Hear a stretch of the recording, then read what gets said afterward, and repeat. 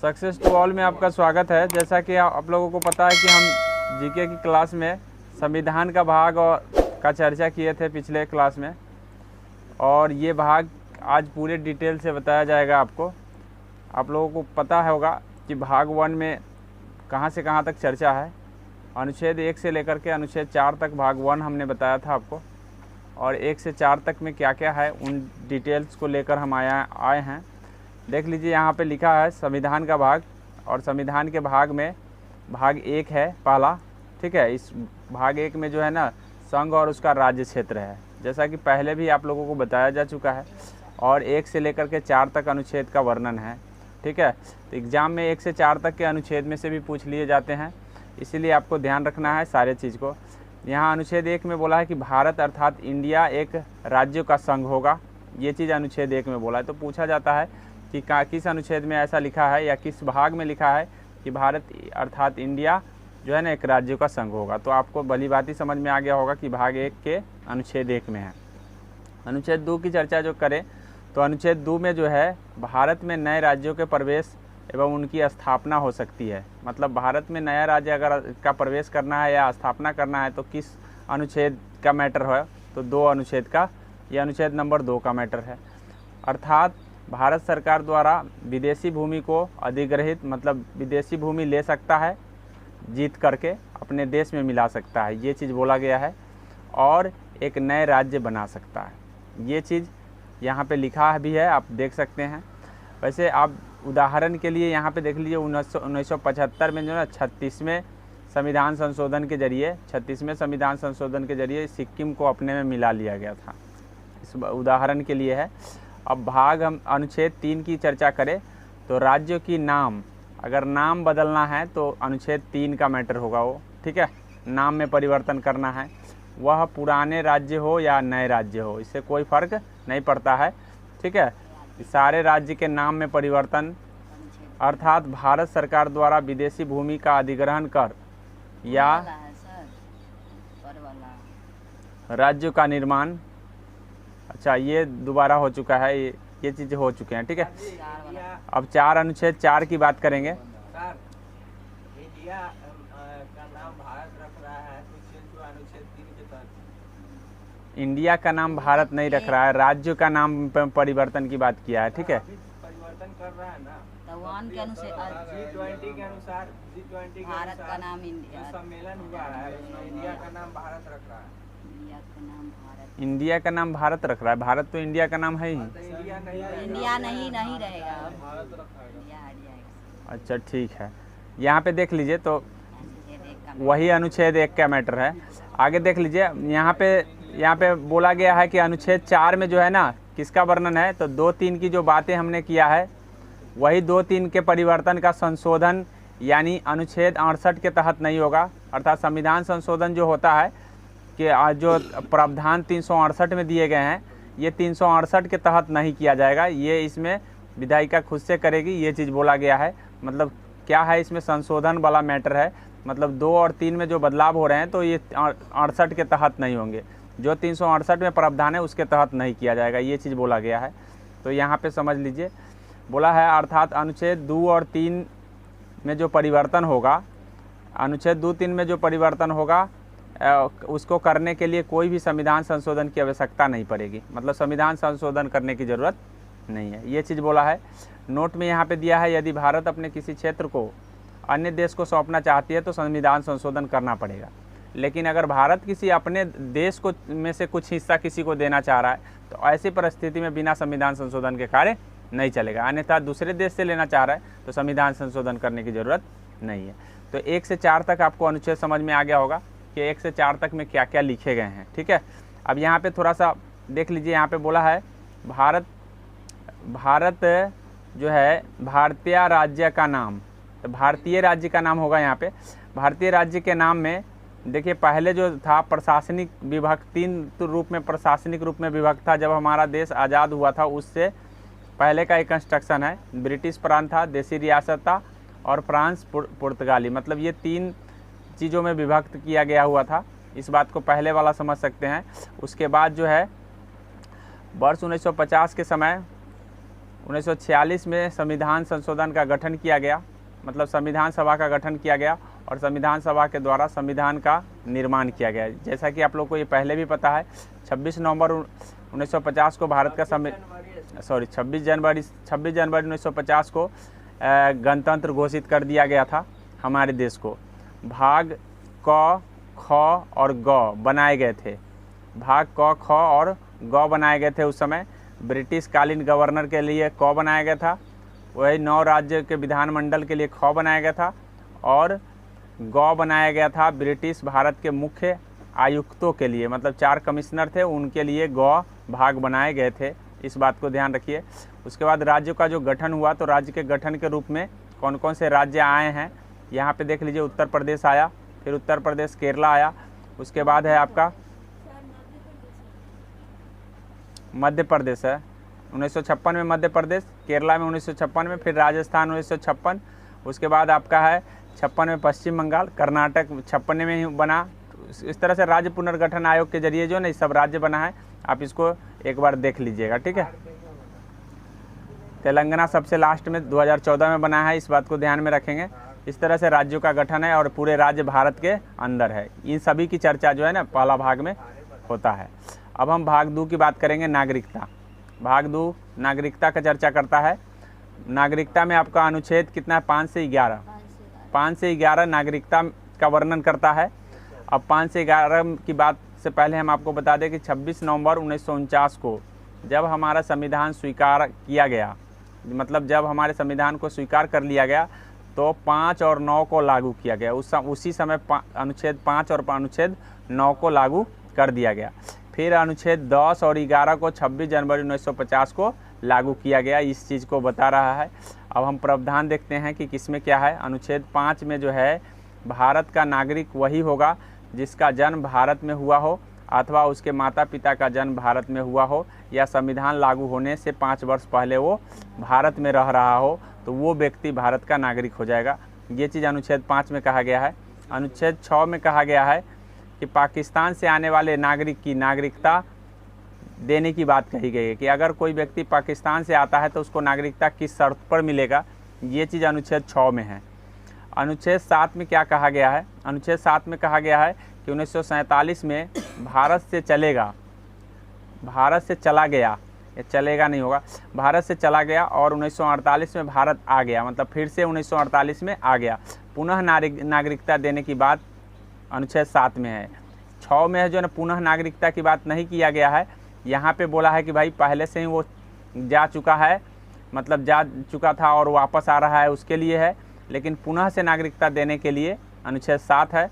अनुच्छेद 8 में कहा गया है कि भारतीय मूल की व्यक्ति जो विदेश में जाकर रह गए हैं, ठीक है, अगर कोई विदेश में जाकर बस गया है पाकिस्तान को छोड़ करके, सिर्फ पाकिस्तान को छोड़ करके, यहाँ 8 में बोला गया है उसे किस शर्त पर नागरिकता दी जाएगी, ये चीज़ अनुच्छेद 8 में बोला गया है। अनुच्छेद 9 में बोला गया है कि दूसरे देश की नागरिकता लेने के बाद भारत की नागरिकता समाप्त कर दी जाएगी। तो किस अनुच्छेद के तहत अगर कोई व्यक्ति दूसरे देश की नागरिकता ग्रहण कर लेता है तो उसकी नागरिकता समाप्त हो जाएगी? तो अनुच्छेद 9। अनुच्छेद 10 में कहा गया है कि नागरिकता से संबंधी अधिकार को सुरक्षित रखना, मतलब एक नागरिक के लिए क्या क्या अधिकार होने चाहिए और उसको क्या सुरक्षा होनी चाहिए, ये अनुच्छेद 10 में कहा गया है। अनुच्छेद 11 की बात करें तो संसद को नागरिकता संबंधी कानून बनाने का अधिकार दिया गया है। तो किस अनुच्छेद के तहत संसद को नागरिकता संबंधी अधिकार दिया गया है? तो ये आपको है अनुच्छेद 11 के तहत संसद को अधिकार है नागरिकता संबंधी बनाने का, कि कोई व्यक्ति के पास अधिकार, मतलब नागरिक रहेगा या नहीं रहेगा, या कितना नागरिकता का अधिकार क्षेत्र है, ये सारे तय करना संसद का काम है अनुच्छेद 11 के तहत।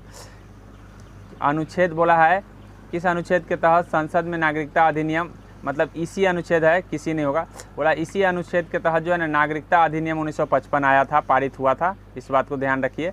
और इसी में संशोधन होता रहता है। हाल ही में 2019 में संशोधन करके जो है कुछ लोगों को नागरिकता देने की बात कहा गया संसद के द्वारा।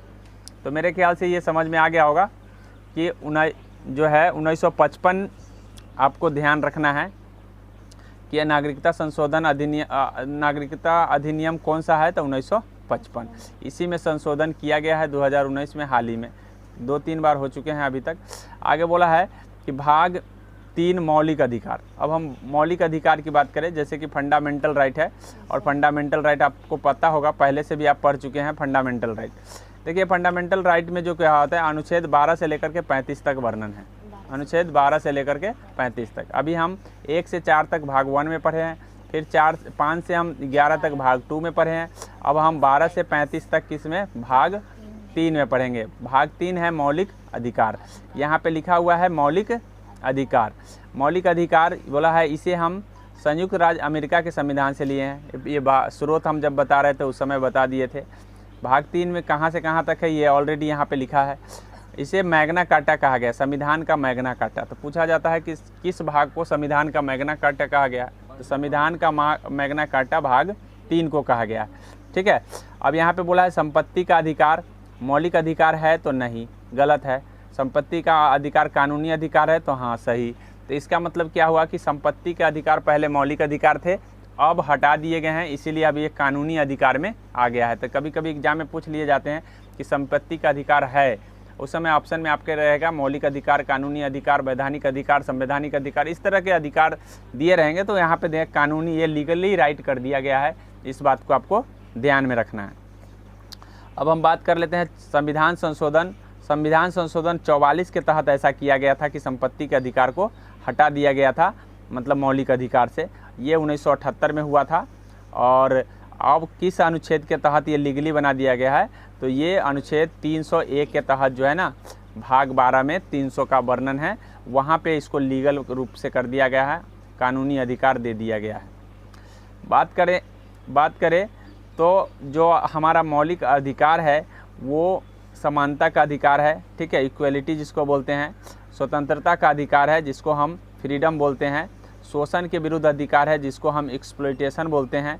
उसके बाद है धार्मिक स्वतंत्रता का अधिकार है, जिसको हम रिलीजन बोलते हैं। और उसके बाद है एजुकेशनल राइट है, जिसको हम सांस्कृतिक और शिक्षा का अधिकार बोलते हैं। और उसके बाद है कॉन्स्टिट्यूशनल रिमीडी है, जो हम संवैधानिक उपचारों का अधिकार बोलते हैं।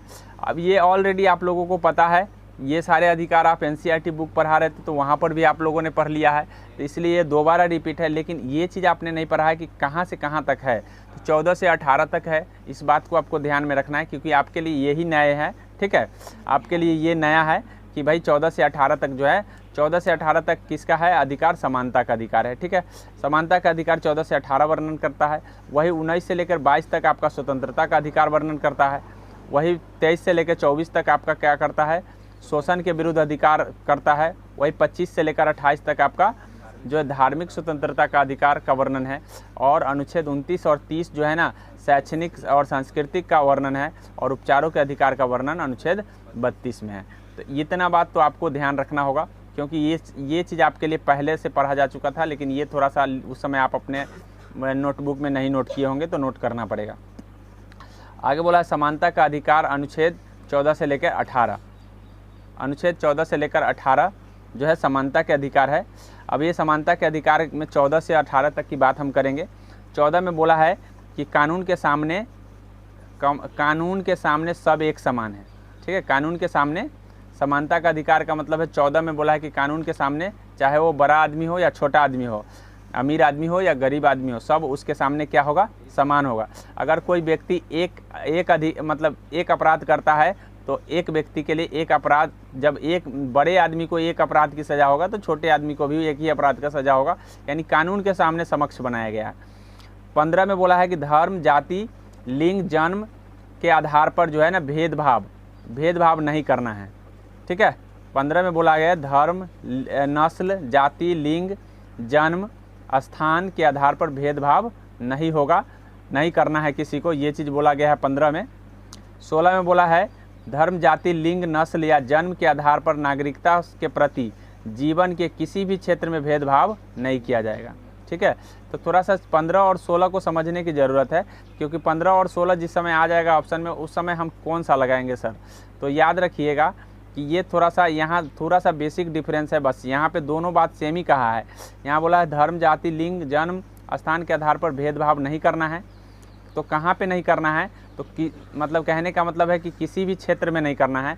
और यहाँ पे बोला गया है कि यहाँ पे अवसर में नहीं करना है, मतलब कहने का मतलब है कि किसी को कोई अवसर दिया जाना चाहिए। तो उस समय भेदभाव नहीं, जैसे जॉब में हो गया, नौकरी में हो गया, तो उस समय नौकरी में आपको भेदभाव न करने का बात 16 में कहा गया है। मतलब ये जो है आपको ध्यान रखना है कि ये 16 में भी कहा गया है और इसमें भी कहा गया है। लेकिन ये सारे जो प्रावधान हम अभी बताए हैं 15 का बताए हैं। ये सारे प्रावधान किसके बताए हैं? 15 का। अब हम 16 की बात कर लेते हैं। 16 में भी बोला है कि लोक नियोजन। अब लोक नियोजन का मतलब होता है वही नियोजन, जिस समय नौकरी मिल रही हो तो उस समय आपको अवसर समान मिले, भेदभाव ना हो। ठीक है, अवसर क्या मिले? समान मिले, भेदभाव ना हो। तो अवसर की समानता आपको किस में मिल रहा है? 16 में। आरक्षण जिसका अपवाद है, आरक्षण मिला हुआ है, याद रखिएगा। आरक्षण के तहत भेदभाव तो हो ही रहा है, तो ये अपवाद की श्रेणी में है। ठीक है, तो हम कह सकते हैं कि सर आरक्षण मिला है तो इसका मतलब भेदभाव है, तो ये अपवाद है। क्या है? ये अपवाद है। क्यों अपवाद है? क्योंकि हमारे यहाँ असमानता ज़्यादा है और ज़्यादा को समान करने के लिए कुछ विशेष वर्गों को क्या कर दिया गया है? आरक्षित कर दिया गया है। इसीलिए हम उसको क्या नहीं मानेंगे? उसको हम भेदभाव नहीं मानेंगे। ये हमारी संविधान उसको भेदभाव नहीं मानती है, इसीलिए आरक्षण क्या है? अपवाद है। आगे बोला है कि अनुच्छेद 17 अस्पृश्यता का अंत। अस्पृश्यता का मतलब होता है छुआछूत का अंत। ठीक है, बोला है कि इसके अंतर्गत दंडनीय अपराध घोषित किया गया है, अर्थात जो अगर छुआछूत के बारे में वर्णन मतलब कहता है तो उसके लिए दंडनीय अपराध है। ठीक है, उसके बाद बोला है कि उपाधियों का अंत। अनुच्छेद 18 में उपाधियों का अंत किया गया है। उपाधि का अंत का मतलब है इसके अंतर्गत जो है ना, उपाधि का अंत कर दिया गया है। अब भारत का कोई भी नागरिक अपने नाम के पहले कोई भी उपाधि नहीं लगा सकते हैं। ठीक है, उदाहरण के लिए स्वतंत्रता से पूर्व कुछ उपाधियां थी, जैसे महाराज जी थे, सुल्तान जी थे, बादशाह जी थे, राय बहादुर जी थे, ये सब नहीं लगा सकते हैं आप। ठीक है, ये सब उपाधि आपको अंत कर दिया गया है। ये सब उपाधि आपको अब नहीं लगाना है। संविधान अगर लगाते हैं तो गैर कानूनी माना जाएगा। बोला है राष्ट्रीय पुरस्कार जैसे भारत रत्न हो गया, पद्म विभूषण हो गया, पद्म भूषण हो गया, आदि के लिए जा सकता है, पर इन्हें भी आप उपाधि के रूप में प्रयोग नहीं कर सकते हैं। उपाधि के रूप में प्रयोग मतलब पद्म पुरस्कृत व्यक्ति आप नाम लगा सकते हैं आपके पहले, लेकिन ये उपाधि नहीं कहा जाएगा। ये चीज़ बोला गया। अब ये शॉर्ट व्यू देख लीजिए। शॉर्ट व्यू में वही चीज़ बताया गया है कि 14 में क्या बोला है? समानता। 15 में क्या बोला है? धर्म लिंग जाति के बाद भेदभाव नहीं करना है। लोक नियोजन में अवसर देना है। अस्पृश्यता का अंत करना है। उपाधियों का अंत करना है। ये आपका किसका अधिकार है? ये सारे के सारे किस समता का अधिकार में आता है। समता के अधिकार में आता है। तो मैंने एक अधिकार का चर्चा कर दिया है। अब हम दूसरी अधिकार की बात करेंगे। दूसरा अधिकार का नाम है स्वतंत्रता का अधिकार। स्वतंत्रता का अधिकार अनुच्छेद 19 से लेकर के 22 तक वर्णन करता है। जैसा कि पहले भी आपको बताया जा चुका है। 19 में जो है ना, 19 में आपको 7 प्रकार की स्वतंत्रता की बात करता है। 19 में ABC करके बताया गया है। ABC G तक है। ठीक है, G में F वाला को ख़त्म कर दिया गया है। इस बात को ध्यान में करिए कि हम अभी बताएं कि संपत्ति के अधिकार को क्या कर दिया गया? हटा दिया गया है। तो पूछा जाता है कि अनुच्छेद 19 के तहत किस भाग को हटा दिया गया है? तो 19F को हटाया गया है। ठीक है, मतलब कहने का मतलब 1 से 7 तक थे, 1 से 7 तक में छठा को हटा दिया गया है। ठीक है, 6 नंबर पर जो आता था वो हट गया। पहला में है बोलने की स्वतंत्रता है। इसी स्वतंत्रता के तहत प्रेस स्वतंत्र है। अरे हमारे जीवन में, हमारे राष्ट्र में अभिव्यक्ति की आज़ादी है, तो ये पहला अनुच्छेद 19 के ए ही है जो अभिव्यक्ति की आज़ादी देता है, मतलब बोलने की स्वतंत्रता। और इसी के तहत जो है ना प्रेस को स्वतंत्र किया गया है। दूसरा सभा लगाना है। बोलने का पावर होगा तो बोलेंगे तो सभा लग जाएगा। सभा लग जाएगा तो सभा से संगठन बन जाएगा। संगठन बनाने के बाद क्या है, थोड़ा घूमने का मन लगेगा तो घूमने चले जाएंगे। ठीक है, आवागमन। और जब घूमने गए तो थोड़ा पसंद आ गया तो वहाँ घर बना लिए, और घर बना लिए तो वहाँ पर थोड़ा सा कहे चलो व्यापार करना शुरू यहीं पे कर दे। ये इस तरह से तरीके से आप याद कर सकते हैं। यहाँ पे वही बात बताया गया है। इतना बात अगर आपको याद रखना है तो इस तरह से आपको ध्यान रखना है। मैं एक बार रिपीट कर देता हूँ। बोले तो बोलने से क्या हो गया, बहुत सारे लोग आ गए, मतलब सभा लग गया। सभा लग गया कि तो बोला कि चलो एक कमिटियाँ बना लेते हैं, तो संगठन बना लिया। कमेटी बनाया तो कहा चलो कमेटी घूम के आते हैं देश में से, तो घूम के आ गए। और घूमने गए तो वहाँ पे देखे कि भाई अच्छा घर है तो रह गए, अब रह गए तो कहे कि भाई अब यहाँ पे पेट कैसे भरेगा, तो व्यापार कर लो, व्यापार करोगे तो पेट भर जाएगा। इस तरह से ध्यान में कर लीजिए। ऐसे करके आपको 19 का पूरा याद कर सकते हैं। ऐसे आपको जैसे अगर सीधे याद हो जा रहा है तो सीधे याद कर लीजिए, कोई फ़र्क नहीं पड़ता। चलिए यहाँ आगे देख लीजिए। आगे बोला है कि 20 में है दोष सिद्धि के संबंध में संरक्षण। मतलब दोष सिद्धि के संबंध में संरक्षण 3 प्रकार के दिए गए हैं। ठीक है, 3 प्रकार के दोष सिद्धि के संबंध में संरक्षण दिए गए हैं, यहाँ पे लिखा गया है। पहला, अपराध की जांच की सज़ा। ठीक है, एक अपराध की एक सज़ा दिया गया है। पहला मतलब कोई व्यक्ति अगर एक अपराध करता है तो उसकी सज़ा एक ही मिलेगा। ये दोषी के लिए संरक्षण किया गया है। 5 गो सज़ा। बोला है अपराध करते समय जो कानून बना है उसी के तहत सज़ा होगी, जो कि आपको पहले भी बता चुके हैं। मान लीजिए कि आज आप 2023 में अपराध करते हैं तो 2023 का जो कानून कहेगा वही के अनुरूप आपको सज़ा मिलेगा। 2025 के कानून कहेगा, अगर मान लीजिए आपको मान लीजिए आप अपराध आज कर दिए 23 में और 25 आ गया सज़ा सुनाते सुनाते, तो 25 के जब तक कि कानून कुछ बदल गए होंगे, अगर मान लीजिए जो 2 साल का सज़ा है वो 10 साल में बदल गया होगा, तो उस समय आपको 10 साल का सज़ा नहीं मिलेगा, बल्कि आपको 2 ही साल की सज़ा मिलेगा। अर्थात जो प्रावधान 23 का था उसी के अकॉर्डिंग आपको सज़ा मिलेगी। अपराध के समय जैसा कानून रहा होगा वैसा ही सज़ा आपको मिलेगा। तो ये ध्यान में कर लीजिए। ये बोला है अपराध के करते समय कानून के बना जैसा समय है वैसा। तो पहले एक अपराध के लिए एक सज़ा, दूसरा कि आपको जैसा कानून था वैसा ही सज़ा मिलेगा, खुद के खिलाफ गवाही देने के लिए बाध्य। और कोई व्यक्ति आपको ये नहीं कह सकता है कि अब तुम कहो कि हाँ हमने अपराध किया, ज़बरदस्ती नहीं, क्योंकि तुमको ये पूरा मौका दिया जाएगा कि तुम अपने आप को निर्दोष साबित करो। अगर निर्दोष साबित कर लेते हो तो ठीक है, नहीं तो तुमको सज़ा तो मिलेगा ही। इस तरह से दोषी को संरक्षण करने का अधिकार ये है। मतलब कोई व्यक्ति अगर दोषी हो जाता है तो उसको अपने से बचने का अधिकार, मतलब वो यही बचने का हमको राइट मिला हुआ है कि हम कैसे बच सकते हैं, तो इसी का हम प्रयोग करके बचते हैं। अब है 21 में आपको पता है कि प्राण और दैहिक की स्वतंत्रता है, और ये ऐसी स्वतंत्रता है जो इमरजेंसी में भी ख़त्म नहीं किए जाते हैं। ठीक है, मतलब कहने का मतलब है कि कोई भी बड़ा इमरजेंसी आ जाए, प्राण और दैहिक की स्वतंत्रता अनुच्छेद 21 कभी ख़त्म नहीं होता है। इस बात को ध्यान में कर लीजिए। 21 में है, इसके अंतर्गत सभी व्यक्तियों को कानूनी सीमा के अंदर जीवन जीने की अधिकार है। अब मान लो कि प्राण और दैहिक का स्वतंत्रता तो दे दिया गया है, लेकिन वो कानून के अंदर ही रह करके जिए। ऐसा नहीं कानून का उल्लंघन करने लगे और कहे कि हमको को तो जीने की स्वतंत्रता है, जैसे मर्जी वैसे जिएंगे, तो ऐसा नहीं है। ठीक है, कानून के अंदर दायरे में रह करके जीना है। ठीक है, आगे बोला है किसी भी व्यक्ति को जीवन जीने की अधिकार छीना नहीं जा सकता है, ये कहा है यह अनुच्छेद 21। ठीक है, अनुच्छेद 21 प्राण और दैहिक स्वतंत्रता हमको जीने का अधिकार देता है। सिंपल भाषा में याद रखें। अब आगे चल करके अनुच्छेद 21 का ए बन गया। अनुच्छेद 21 का ए काहे बनाया गया, तो इसलिए क्योंकि पहले ये मौलिक अधिकार के श्रेणी में नहीं था शिक्षा का अधिकार। बाद में 1986 में जो संशोधन हुआ, 86वां संविधान संशोधन 2002 में हुआ, तो इसी 2002 में जो है ना 86वें संविधान संशोधन के जरिए शिक्षा के अधिकार को मौलिक अधिकार की श्रेणी में रख दिया गया। तो कोई किस अनुच्छेद में रखा जाए, तो अनुच्छेद जो है ना 21 में रखा गया। एक प्राइवेसी का भी अधिकार भी अनुच्छेद 21 के ए में ही है, इस बात को ध्यान में रखिए, जिसको हम निजता का अधिकार बोलते हैं। क्या बोलते हैं? निजता का अधिकार। अब ये निजता का अधिकार क्या होता है कि कोई भी व्यक्ति अपने जो भी बात अपना प्राइवेट रख सकता है, मन होगा तो किसी के सामने खोल सकता है, अन्यथा तो किसी को दूसरे की प्राइवेसी जानने का अधिकार किसी को नहीं है। ठीक है, चाहे वो संपत्ति हो या किसी भी चीज़ के लिए जो है ना निजता का अधिकार है। तभी आधार कार्ड के लेकर के पूरा डिटेल जारी करने के लिए सरकार कहा, तो सरकार पर जो है ना नोटिस न्यायपालिका ने भेज दिया कि भाई ऐसा आप नहीं कर सकते हैं, ये निजता के अधिकार का क्या हो जाएगा, हनन हो जाएगा। इसीलिए आप जो है आप किसी का डिटेल आप आधार के जरिए लोड नहीं करवा सकते हैं। ठीक है, पूरा डिटेल सरकार ने बोला था कि जिसके पास जो भी संपत्ति है वो आधार कार्ड पर लोड होगा, तो बोला कि नहीं ऐसा नहीं हो सकता कि आप निजता के अधिकार को हनन कर दीजिएगा। तो मेरे ख्याल से बात समझ में आ गया होगा। बोला है 86वें संविधान संशोधन, जो कि मैं आपको बता चुका हूँ, 6 से लेकर 14 वर्ष तक के बच्चे को शिक्षा अनिवार्य किया गया है इसमें शिक्षा के अधिकार दे करके।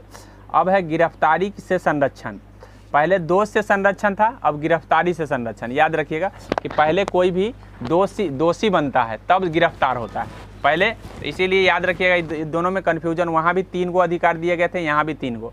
तो अब उस समय कन्फ्यूज हो सकते हैं कि पहले दोषी वाला था या पहले दोष संरक्षण है। तो पहले दोषी का मतलब, कहने का मतलब गिरफ्तारी से संरक्षण बाद में मिलेगा, जब दोषी से संरक्षण मिल जाएगा तब। तो यहाँ देखिए गिरफ्तारी से क्या क्या संरक्षण हमको कौन बचाता है गिरफ्तारी से। हिरासत में लेने का कारण बताओ। अगर कोई हिरासत में लेता है तो आपको कारण बताने बिना हिरासत में नहीं ले सकता है, ठीक है। दूसरा, 24 घंटे के अंदर दंडाधिकारी के पास पेश करो। दूसरा है कि अगर तुम गिरफ्तार कर लिए हो तो ज़्यादा देर तक नहीं रख सकते, 24 घंटे के अंदर ही न्यायपालिका के यहाँ उसको ले जाना है, ताकि न्यायपालिका से उसको न्याय मिल सके, ठीक है। उसके बाद है अपने पास अपने पसंद के वकील सलाह लेने का अधिकार है। यानी कहने का मतलब है कि कोई भी व्यक्ति अपने तो सुनवाई नहीं कर सकता है, तो उसके लिए वो अपने पसंद का जो है ना सलाह, मतलब व्यक्ति कोई भी वकील रख सकता है ताकि उसके तरफ से वो बोल सके, ठीक है। तो ये सारे जो है ना गिरफ्तारी से संरक्षण है। अगर गिरफ्तारी हो जाता है तो उसके बाद कौन रक्षा कर रहा है, तो उसके बाद रक्षा कर रहा है यही अनुच्छेद 22। तो मेरे ख्याल से अनुच्छेद 22 को समझ में आ गया होगा। अपराध के पहले, लेकिन एक चीज़ है, अपराध के पहले एक निवारक निरोधक ला दिया गया है। वो सरकार अपना कुल्लू लगा दिया है कि भाई हम निवारक निरोधक के जरिए आपको गिरफ्तार बिना कारण बताए भी कर सकते हैं। निवारक निरोधक जिसको कहते हैं, इसके तहत जो है ना निवारक निरोधक कानून के अंतर्गत किसी भी व्यक्ति को अपराध करने के पहले भी गिरफ्तार किया जा सकता है। मतलब अपराध नहीं किया है तब भी उसको गिरफ्तार किया जा सकता है। किसके तहत? निवारक निरोधक के पहले। वारंट दिखाने की कोई ज़रूरत नहीं होगी, इसमें कारण कोई नहीं बताएगा और डायरेक्ट आपको शक के आधार पर ले जाएगा। ये निवारक निरोधक इसमें जोड़ दिया गया है, जो सरकार का क्या बन गया है, हथियार बन गया है। सरकार इसी का प्रयोग करके किसी को उठा लेता है तुरंत, ठीक है। तो इस बात को ध्यान रखिएगा। हमको गिरफ्तारी से संरक्षण एक तरफ मौलिक अधिकार दे दिया गया और दूसरी तरफ जो है ना निवारक निरोधक लगा करके उसमें सुइया मार दिया गया कि भाई ज़्यादा बोलोगे तो क्या करेंगे, हम निवारक निरोधक के तहत तुमको उठा लेंगे और इसमें कोई वारंट की, मतलब कोई भी वारंट दिखाने की ज़रूरत नहीं है, ठीक है। ऐसे व्यक्ति को बिना दंडाधिकारी के समक्ष 3 महीने तक, मतलब उसको दंडाधिकारी तक 3 महीने तक चाहेगा तो नहीं ले जा सकता है, 3 महीने तक जेल में बंद करके रखेगा। अगर कुछ नहीं साबित हुआ कि हम निर्दोष हैं तो जो उठाया उस पर कार्रवाई नहीं हो सकती। शक के आधार पर है किया हुआ है भाई, हम समीक्षा कर रहे हैं तो वो अपना अनुसंधान, मतलब उसके अनुसार वो कर सकता है। बार बार नहीं कर सकता है एक ही व्यक्ति पर, लेकिन एक बार तो ज़रूर है कि कर सकता है, ठीक है, शक के आधार पर। हाँ, आगे बोला शोषण के विरुद्ध अधिकार। शोषण के विरुद्ध अधिकार आपका 23 और 24 है, ठीक है। याद रखिएगा 2 ही अधिकार है जो शोषण के विरुद्ध है। तो ये पहले भी आप लोग जान चुके हैं कि शोषण के विरुद्ध अधिकार में आपको जो है आपका मानव दुर्व्यापार, मतलब मानव का व्यापार नहीं किया जा सकता है, ठीक है। बंधुआ मजदूरी नहीं बनाया जा सकता है मानव को। ये अनुच्छेद 23 ला करके मतलब संविधान ने क्या कर दिया, बंधुआ मजदूरी जो बन रहे थे या मानव का जो व्यापार हो रहा था उस पर बैन लगाया गया, ठीक है। मतलब कहने इसके अंतर्गत किसी भी व्यक्ति का खरीद बिक्री नहीं हो सकता है बोला है, और ज़बरदस्ती मजदूरी नहीं कराई जा सकती, उसी को कहते हैं बंधुआ मजदूरी। व्यापार का मतलब होता है खरीद बिक्री बोला है। अनुच्छेद जो है अनुच्छेद 24 के तहत बाल नियोजन प्रतिबंध है। मतलब किसी भी बच्चे को आप किसी काम में नियोजन नहीं कर सकते, मतलब नियुक्त नहीं कर सकते हैं। बच्चे अर्थात कहने का मतलब है 14 वर्ष से कम, ये 14 वर्ष से कम आयु वाले बच्चे को आप कारखानों में, खदानों में या जोखिम भरे काम में आप नहीं ले सकते हैं। ऐसा हमको 24 अनुच्छेद के तहत राइट मिला हुआ है, ठीक है। अगर कोई रखता है तो उसको उस पर कार्रवाई किया जा सकता है। मौलिक अधिकार का हनन वो कर रहा है, ठीक है, और आप याचिका दायर कर सकते हैं बोला है। अब हम बता दें, अब ये अभी तक हमने 3 अधिकार आपको बता दिया है। एक समानता का अधिकार जिसको समता का अधिकार कहते हैं, एक स्वतंत्रता का अधिकार, ठीक है, और एक आपको बता चुके हैं शोषण के विरुद्ध अधिकार, शोषण के विरुद्ध अधिकार। अब ये चौथा है धार्मिक स्वतंत्रता का अधिकार। धार्मिक स्वतंत्रता का अधिकार आपको पहले भी पता है, लेकिन आपको अनुच्छेद पता नहीं है, इसलिए अनुच्छेद पर ध्यान देने की ज़रूरत है कि किस अनुच्छेद में क्या है। तो अनुच्छेद नंबर 25 में है, बोला है कि आप किसी भी धर्म को मान सकते हैं, किसी भी धर्म को आप मान सकते हैं। जैसे आपको मन है ये धर्म मानना, ये मानना, ये मानना, कोई भी धर्म को आप मान सकते हैं, ठीक है। मतलब सब अलग अलग धर्म के जो यहाँ पे पिक्चर है, आप किसी भी धर्म के लिए मानने के लिए आज़ाद है। बोला है किसी भी धर्म मान सकते हैं, उसके रीति रिवाज को मान सकते हैं, धर्म को प्रचार प्रसार कर सकते हैं। ये कौन से अनुच्छेद में है? तो अनुच्छेद कौन सा? 25 में। अब हम बात कर लेते हैं, बोला इसके अंतर्गत कोई भी व्यक्ति अपने धर्म के लिए संस्थाओं की स्थापना, कानूनी रूप से धार्मिक संपत्ति का अर्जन, स्वामित्व का प्रशासन करने का अधिकार है। मतलब ये अनुच्छेद 26 के तहत है, यहाँ पे कट गया है, याद रखिएगा, ये 26 के तहत है। किसके तहत है? अनुच्छेद 26, अनुच्छेद 25 नहीं, अनुच्छेद 26 के तहत। अनुच्छेद जो है 27 में क्या बोला है कि धार्मिक कार्य के लिए धन कर नहीं लगाया जाएगा, टैक्स नहीं लगाया जाएगा। मान लीजिए कि कोई भी मठ है तो उस मठ में 5 लाख रुपया आ गया तो उस पर टैक्स नहीं लगेगा। मतलब दान में 5 लाख रुपया आ गया तो उस पर कोई सरकार का टैक्स नहीं लगेगा। ठीक है, जीएसटी नहीं, टैक्स डायरेक्ट टैक्स होता है। जैसे अगर आपको आमदनी एकाएक 5 लाख होता है तो आप सरकार उस पर टैक्स लगा करके आपसे ले लेगा। तो उसी तरीके से ये टैक्स से छूट दिया गया है अनुच्छेद किसमें? 27 में। तो 25 में बोला है अगाध मान सकते हैं, 26 में बोला है कि आप प्रचार मतलब कोई भी स्थापना कर सकते हैं, किसी भी संस्था का आप अपने धर्म के प्रति स्थापना कर सकते हैं। 27 में बोला अगर आपने स्थापना किया है और दान में बहुत पैसा आ गया तो आपको उस पर टैक्स नहीं देना है, ये चीज़ बोला है। ठीक है, उसके बाद है 27 हो गया। 28 में बोला है सरकारी खर्च से चलने वाले संस्था में धार्मिक शिक्षा नहीं दी जाएगी। मतलब कहने का मतलब है कि जो भी धर्म के रूप से संस्था बना हुआ है और सरकारी खर्च उस पर अगर सरकारी खर्च से चलने वाली संस्था, जो भी सरकारी खर्च से संस्था चल रहा है तो उसमें आपको जो है धार्मिक शिक्षा देने से वर्जित किया गया। मतलब धर्म की शिक्षा आप नहीं दे सकते अगर वो सरकार चला रही है तो। ठीक है, ठीक है, ये बोला है इसके अंतर्गत सरकारी खर्च से चलने वाले किसी भी शिक्षण संस्थान में कोई भी धार्मिक शिक्षा नहीं दी जाएगी। ऐसे शिक्षण संस्थान अपने विद्यार्थी को किसी भी धार्मिक अनुष्ठान में भाग लेने या किसी भी धर्म उपदेश को जबरदस्ती सुनने हेतु बाध्य नहीं कर सकते। मतलब ऐसा नहीं है कि मान लीजिए कि कोई सरकारी स्कूल है, अब स्कूल में गए, आपको कहा कि बताओ मतलब जो भगवान को आप नहीं मानते वो भगवान को रटाना शुरू कर दिया जबरदस्ती, तो उस समय क्या हो जाएगा? धर्म की स्वतंत्रता का हनन अनुच्छेद 28 के तहत हो जाएगा। ठीक है, इस बात को ध्यान में रखेंगे। संस्कृति एवं शिक्षा संबंधी राइट, संस्कृति एवं शिक्षा संबंधी राइट जो है अनुच्छेद 29 से 30 में है। अनुच्छेद 29 से 30 में संस्कृति और शिक्षा संबंधी राइट है। अब संस्कृति और शिक्षा संबंधी राइट में देख लीजिए क्या है। बोला है अल्पसंख्यक वर्गों के हितों का संरक्षण करता है अनुच्छेद 29। अनुच्छेद 29 जो है अल्पसंख्यक वर्ग के हितों का रक्षा करता है। अब ये हितों का रक्षा कैसे करता है यहाँ देख लीजिए। इसके अंतर्गत कोई भी अल्पसंख्यक वर्ग अपनी भाषा, लिपि, संस्कृति की सुरक्षित रख सकता है। ठीक है, और केवल भाषा, जाति, धर्म के आधार पर उसे किसी भी शैक्षणिक संस्था में प्रवेश करने से नहीं रोका जाएगा।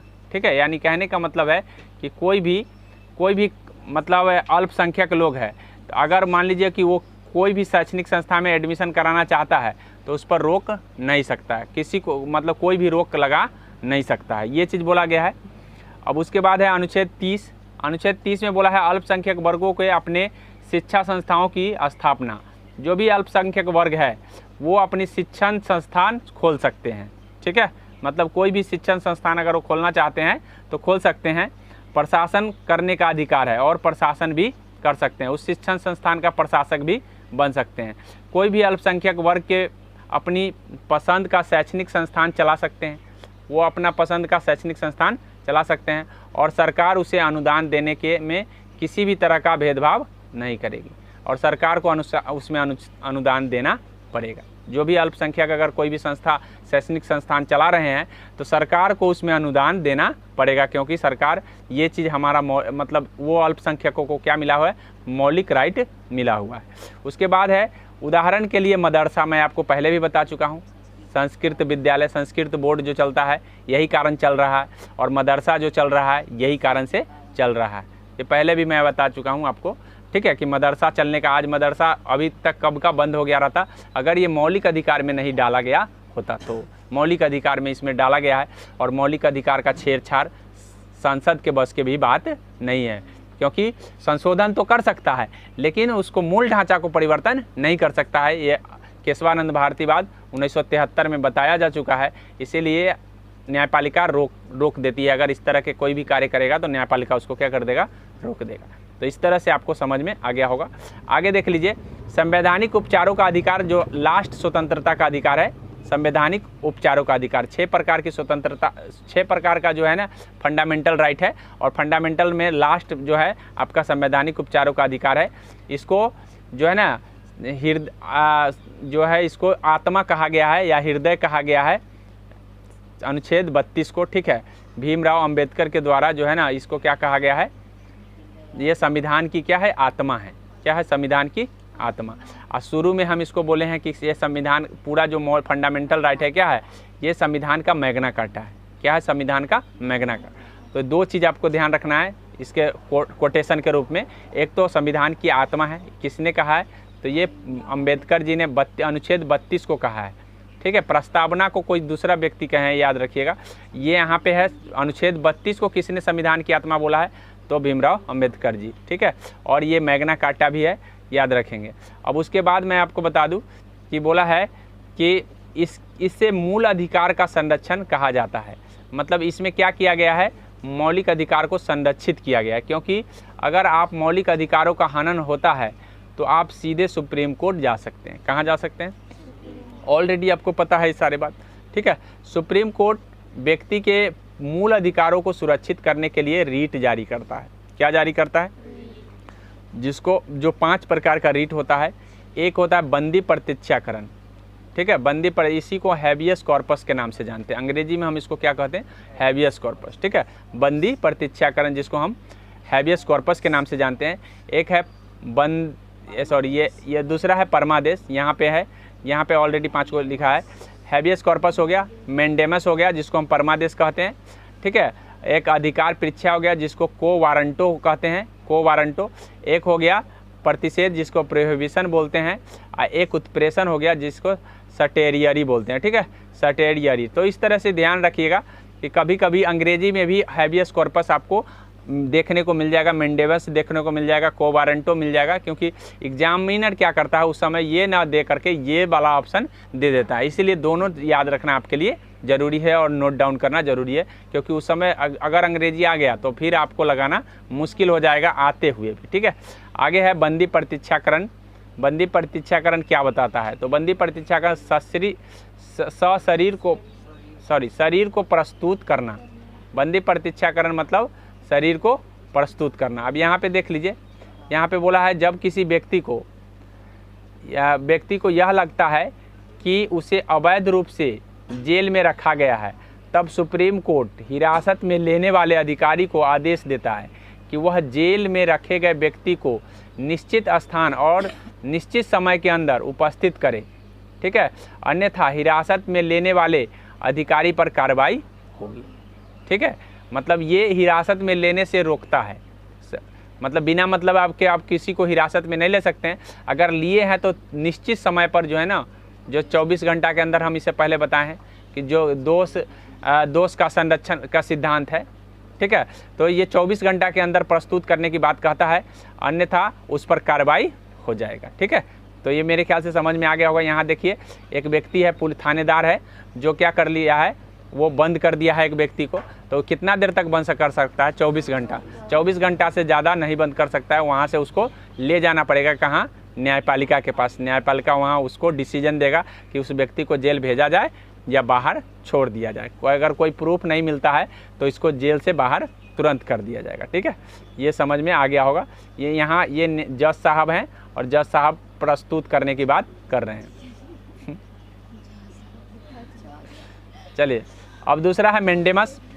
मेंडेमस में क्या कहा गया है, अब यहाँ मेंडेमस जो है परमादेश जिसको हम कहते हैं, जब कोई सरकारी अधिकारी अपने सार्वजनिक कर्तव्य का निर्वाह नहीं करता है, मतलब सरकारी अधिकारी है लेकिन सार्वजनिक रूप से काम करना चाहिए ना, कर्तव्य का पालन करना चाहिए, तब सुप्रीम कोर्ट उस पर रीट जारी कर सकता है और उसे अपने कर्तव्य का पालन करने का आदेश दे सकता है। अन्यथा उस पर सख्त कार्रवाई कर सकता है, ठीक है। यानी कहने का मतलब है या तो आदेश जारी कर सकता है या सख्त कार्रवाई कर सकता है। परमादेश किस पर जारी होता है, सरकारी अधिकारी पर, सरकारी अधिकारी। परमादेश सरकारी अधिकारी पर जारी किए जाते हैं। क्यों किए जाते हैं? क्योंकि उसको अपना कर्तव्य का पालन करने के लिए कहा जाता है कि भाई आपके राइट में ये है, आपको ये करना चाहिए, अगर नहीं कर रहे हैं तो आप पर कार्रवाई की जाएगी। अब है अधिकार परीक्षा, जिसको हम को वारंटो बोलते हैं। क्या बोलते हैं? को वारंटो। अब को वारंटो के तहत जो है क्या होता है कि को वारंटो के तहत यह रिट तब जारी किया जाता है जब कोई व्यक्ति गैर कानूनी तरीके से कोई सरकारी पद पर प्राप्त कर लेता है। गैर कानूनी ढंग से अगर सरकारी पद आप प्राप्त कर लेते हैं तब आपको अधिकार परीक्षा, मतलब किस अधिकार से आपको जो है ना नियुक्त किया गया या नियुक्त किया गया है, ये सारे चीज़ को वारंटों के तहत जारी किया जाता है। ठीक है, आगे है प्रतिषेध। ठीक है, मान लीजिए हम उदाहरण आपको देते हैं, जैसे हम उदाहरण देते हैं कि जब आप ट्रेन में जा रहे होते हैं, ठीक है, ट्रेन में आप जा रहे होते हैं, तो ट्रेन में जा रहे होते हैं तो उस समय कभी कभी क्या होता है कि जो आपका जो आरपीएफ होता है, आरपीएफ होता है, रेलवे प्रोटेक्शन फोर्स जो होता है, वो क्या करता है, आपसे टिकट मांगने लगता है। तो उसके पास राइट नहीं है टिकट मांगने का। ठीक है, आप विरोध जता सकते हैं कि आपके पास सिर्फ सेफ्टी का अधिकार है, न कि आपको टिकट मांगने का अधिकार है। अगर आप टिकट मांगते हैं तो आप अपने अधिकार क्षेत्र से बाहर जा रहे हैं, आपके ऊपर हम को वारंटो जारी करवा सकते हैं। ठीक है, जैसे ही ये बात आप अगर कह दीजिएगा, वो समझ जाएगा कि समझदार व्यक्ति है, इससे जो है ना टिकट नहीं है। हाँ, आप सेफ्टी के लिए आप हमको सर्च कर सकते हैं कि यदि हमारे पास कुछ है ऐसा कोई प्रकार का हथियार तो आप देख सकते हैं, लेकिन आप हमसे टिकट नहीं मांग सकते। मेरे पास टिकट है या नहीं, उससे आपको क्या लेना देना। ठीक है, तो अब लीजिए, को वारंटो के तहत अधिकार से बाहर नहीं काम करना है। ठीक है, आगे समझ में, अधिकार से बाहर काम नहीं करना है। किस अधिकार से? मतलब जो अधिकार नहीं रहे वो अधिकार काम करने लग जाए, गैर कानूनी ढंग हो गया ना। अधिकार जो तुम्हें राइट मिला है वही ना काम करोगे। आरपीएफ को क्या मिला है? आरपीएफ को क्या मिला है? वो सेफ्टी करना है, लोगों का सेफ्टी करना है। अब लोगों को सेफ्टी करना है यानी कहने का मतलब है कि उसको सुरक्षा करना है कि किसी भी प्रकार का गैर तरीके से कोई हथियार ना ले जाए या किसी भी तरीके से कोई मतलब सामान वस्तु नहीं ले जाए। चेक करता है ना। सर वो रहता है ना, उसको शादी का जैसे लोग। चलिए चालू कर दिए। चलिए यहाँ देख लीजिए, यहाँ बोला है गैर कानूनी, यानी अधिकार परीक्षा का मतलब है गैर कानूनी तरीके से कोई सरकारी पद अगर प्राप्त कर लिया है या मतलब उसका मतलब कार्य करने में लग गया है, तो उस समय जो है ना को वारंटो जारी किया जाता है। प्रतिषेध क्या होता है? यह आदेश सर्वोच्च न्यायालय, उच्च न्यायालय द्वारा दोनों द्वारा जारी किया जाता है। सर्वोच्च न्यायालय और उच्च न्यायालय, निम्न न्यायालय को जारी किया जाता है। मतलब बड़का न्यायालय छोटका न्यायालय को प्रतिषेध जारी करता है, जिसको प्रोहिबिशन बोलते हैं। प्रोहिबिशन किस पर जारी होता है? बड़का जो है ना शेर छोटका शेर पर जो है ना जारी कर देता है। यानी कहने का मतलब है कि जो अधीनस्थ न्यायालय है, जिला न्यायालय है, जिला न्यायालय पर यह जारी किया जाता है। किसके द्वारा? सर्वोच्च न्यायालय और उच्च न्यायालय। ठीक है, और आदेश दिया जाता है कि मामले में अपनी यहाँ कार्रवाई न करे। मतलब वो मामला कुछ ऐसा होता है, बड़ा अपराध होता है, तो उनको बोला जाता है कि भाई ये मामला आपके अधिकार से बाहर है, इसीलिए आप सीधा के सीधा यहाँ पर उसको भेजिए। ठीक है, उत्प्रेषण के जरिए क्या किया जाता है? इसके अंतर्गत अधीनस्थ न्यायालय जहाँ पर मुकदमा चल रहा है उसे वरिष्ठ न्यायालय, ठीक है, उसे आदेश दे सकता है कि उस मुकदमे में तुरंत लंबित कर के वरिष्ठ न्यायालय के पास भेजे। ठीक है, यानी कहने का मतलब है कि जिला न्यायालय में होता क्या है कि एक बड़का न्यायालय है, एक छोटका न्यायालय है। अब छोटका न्यायालय में मुकदमा चल रहा है, तो ये जो बड़का न्यायालय है उस तुरंत मंगा लेगा, कहेगा कि मेरे यहाँ भेज दीजिए। क्या कर दीजिए? मेरे यहाँ भेज दीजिए। तो इस तरह से मंगा सकते हैं, इसके यहाँ ध्यान में रखना है। तो इस तरह उत्प्रेषण होता है। तो सब सेटियरी, प्रोहिबिशन, को वारंटो और मेंडेमास, और ये आपके कौन से हो गए? Habeas corpus. ठीक है, ये बात आपको ध्यान रखना है। और किस में क्या है मैं सारी चीज़ बता दिया हूँ। अब हम आपको बता रहे हैं कि हम यहीं पे चूँकि एंड कर रहे हैं, हम अभी आपका इसमें जो है ना मौलिक अधिकार में 33, 34 और 35 3 अनुच्छेद आपको बताने हैं।